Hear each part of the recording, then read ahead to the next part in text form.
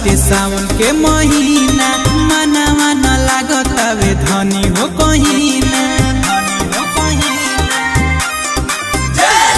जहिया से चढ़ल बाटे सावन के महीना, मनवा न लागतावे धनी हो कहीना। कान्हावा पकावर लेके देव भर जैती, इहे श्रद्धा बावे। जाता रो जल ढारे आवो कान दिगो मछिया तो पारे।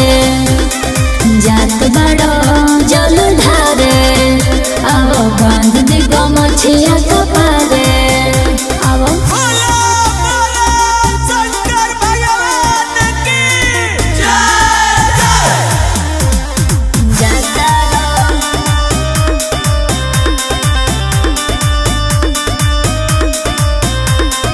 सुल्तानगंज से जलवा उठोई हो, एक जनी जाए राजा भकुई हो।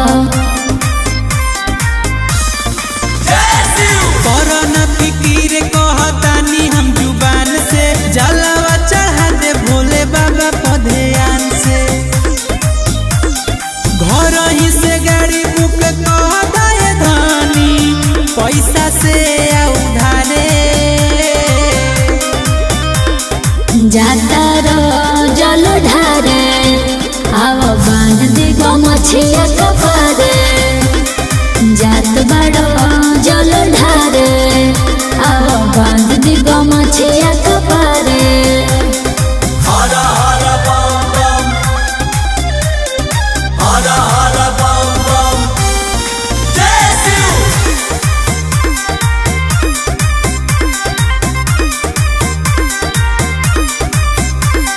जब तू पहुँच जय हो देव घर भैया किनली हो हमारा शंखा पोला चुनरिया। एक एक बात तहरा खबम याद हो, सबका खातिर ले ले आई प्रसाद हो। संगे संगे जाता रमन बिहारी, मिथलेश के रही है सहारे। जाता रो जल ढारे आवो बांध दिगो मछिया